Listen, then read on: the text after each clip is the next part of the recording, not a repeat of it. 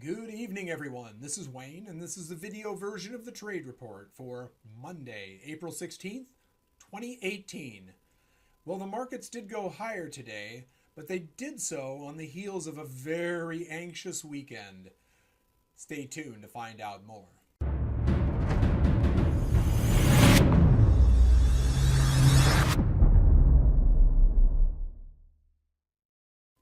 Greetings, everyone, and thank you once again for spending part of your evening with me as we go over the events and the price action in the financial markets. And as always, we start off with the S&P futures, and we're going to start off last Friday, which did not start off very well at all. We had basically a waterfall of price action to the downside, which took me by surprise. The banks all reported their earnings, and they all beat. They all had great forward guidance. There were apparently some metrics that were examined a little bit more closely and deemed to be not as happy and satisfying as the analysts would have otherwise wanted them to be. So, in other words, the banks weren't perfect. So, they got sold. And boy, they got sold hard. JP Morgan was down over $3. I mean, it was amazing. So anyway, I did a video, not like this one, just a real quick video, kind of outlining all that. But I definitely wanted to provide a proper trade report video today. So we got a little bit of recovery from that, and it looked like maybe this would be a V bottom. In other words, something like this. But it wasn't meant to be. It began taking off to the downside again, made a new low, but we did get bottom to the close. And this 2647 level really held up admirably. And that's been a line in the sand for quite a while. So the fact that it did provide support on Friday got me to get involved in some DIA calls. That's the Dow ETF. So I bought a bunch of calls right about here, and they did pretty well on Friday. And then on Sunday, yesterday, when the market opened, wow. I mean, the thing just popped open. I think it went about 17 points higher at the open and then continued to go higher. And I was looking at this and thinking, okay, I really have to be objective here.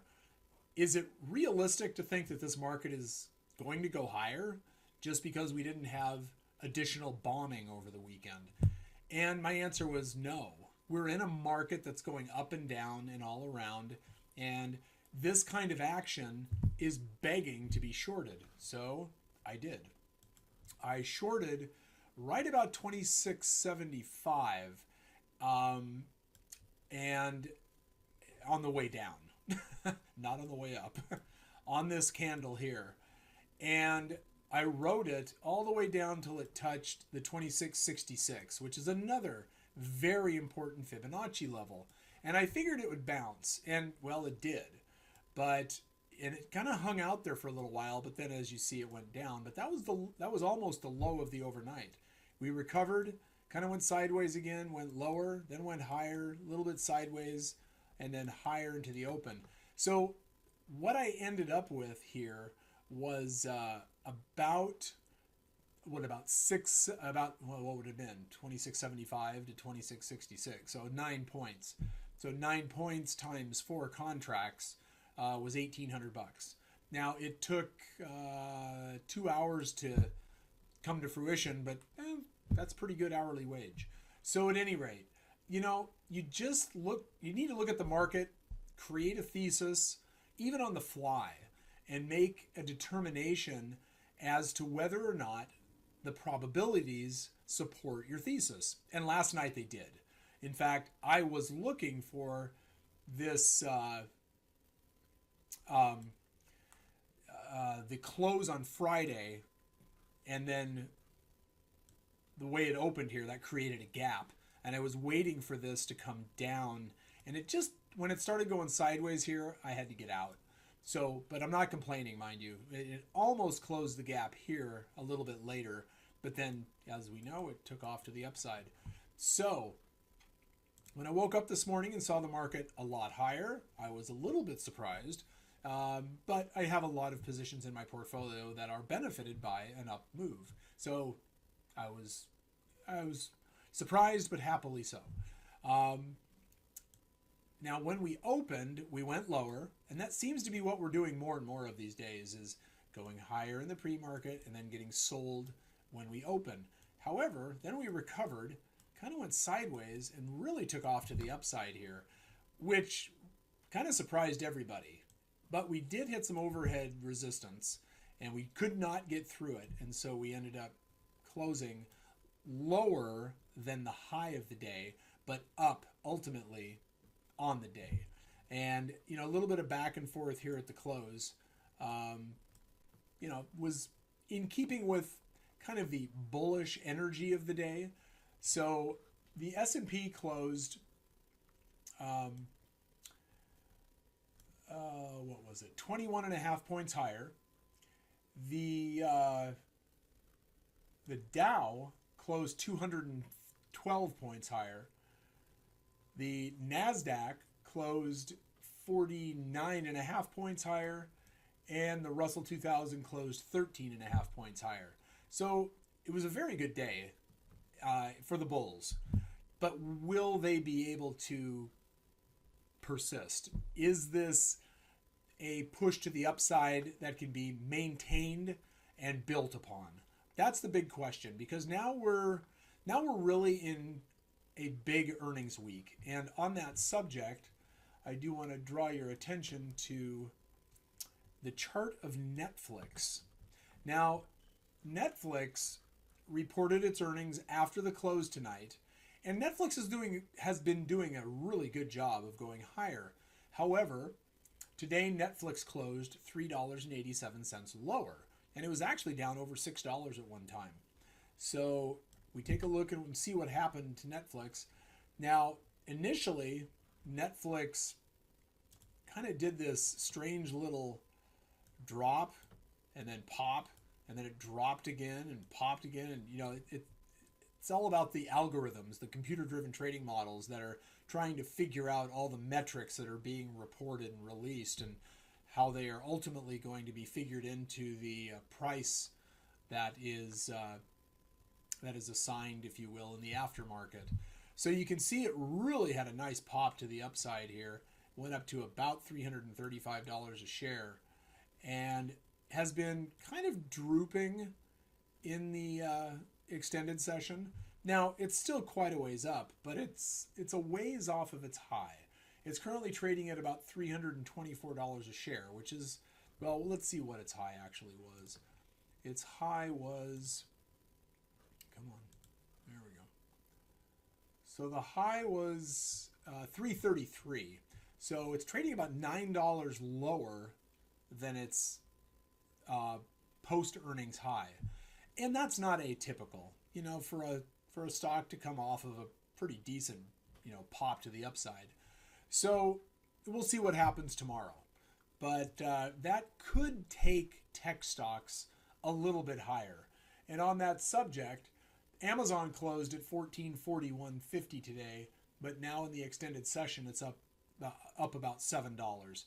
So I would expect Amazon to go a little bit higher. Google closed at $10.46. It's up at $10.48. And then Facebook, which is the other component of the FANG stocks, closed at $164.83, and it's up about 70 cents at $165.45. So we're getting a little bit of action to the upside in tech, but as far as I'm concerned, it's more obligatory. It's not really indicative of the same energy to the upside that Netflix is showing us. So we'll have to see what happens overnight. Right now, the S&P futures are up 1/4 point, and the Dow futures are up 9 points. The Russell futures are up 0.20 of a point, and the NASDAQ is actually trading lower. So it's kind of an interesting little bit of mixed market action here in the extended session. So I'm going to keep this video a little bit short today, and show you a chart of the VIX. And you can see that there's a very definitive move going lower in the VIX over the last several trading sessions. So this is today, and then Friday, Thursday, Wednesday, and then this is Thursday here, which has been a little bit flat, and then Wednesday. So starting last this is Monday, Friday, Thursday, Wednesday, Tuesday. Sorry. So Tuesday, after the Tuesday session, we kind of went up in the extended session, but then we've been drooping for the last 4 sessions. So if we take a look at this in the daily chart, we will see that the VIX is really beginning to get soft. It's really dropping. And as I mentioned up here, when volatility really wasn't participating, even as the market was going lower, that was telling me that the market was seriously thinking about going higher. Now, our lowest print on the VIX since the February low is 1331. And that's getting down there. That almost had me believing that the worst was over. But today, the low was 1638. Now we've got $3 left before we actually get down to the low of, the post-February lows low in the VIX. So it's moving there. Whether or not it gets there or when it gets there, I don't know. So right now we're definitely in a downtrend, and that is in keeping with the Ichimoku cloud, which is giving us a real sell signal here. So I would expect that we continue to go down, which does mean that the market should go higher. Now, should is relative. This is earnings season. If we get a couple bad earnings reports, we could have a little bit of an issue in the market's attempt to go higher. Tomorrow morning, Goldman Sachs and Johnson & Johnson report. And then in the afternoon, after the market closes, IBM reports. If Goldman Sachs misses their earnings, I think we could go lower, actually, because that's the last of the major banks that will be reporting earnings. And we already know what happened on Friday when the banks reported their earnings and had big beats. So Goldman Sachs has got to be a superstar tomorrow to go higher. We'll see how that all plays out. On the heels of Netflix beating their earnings, however, that bodes well for the market. But for now, we're still very tentative. The fact that the VIX is going lower is a very good sign. It means that the market's beginning to once again, since we've been down here before, recognize that there are situations and circumstances that can lead to some normalization, some balance, and some return to normalcy. Now, when I say normalcy, what I mean is these trading days that don't have these radical, exaggerated moves that are all at the hands of the, I say hands, figurative hands of algorithms and computer-driven trading models. So today we had a pretty decent point range. We had about a 21 point range. In fact, 2666 was the low and 2687 was the high. So we had a 21 point trading range in today's session. Now, the ATR, or average true range, is actually 45 points. So we're about half of that today, which is a very slow day compared to the average true range.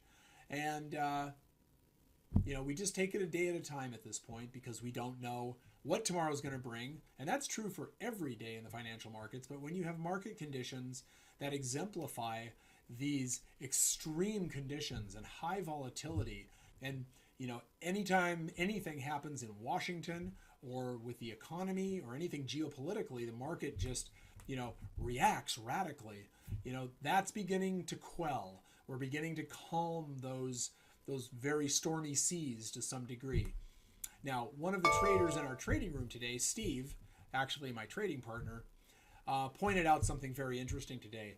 There are no less than 12 or 13 speeches that are going to be made this week by the Fed and all the Fed presidents. So there's going to be a lot of opinions about interest rates, the economy, how hot or not the economy is, what should be done or not as it relates to ensuring that the economy remains strong.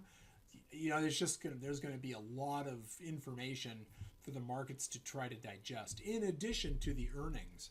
So that may or may not contribute to a little bit more fluctuations, price fluctuations in the market.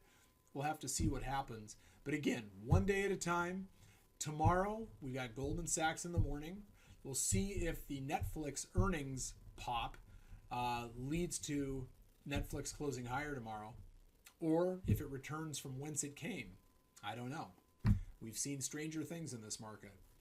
But that is today's action and what I was looking at and what I'm looking at for tomorrow. And with that, I will bid you to trade safe. Trade what you see if you choose to trade at all. Good night and good trading.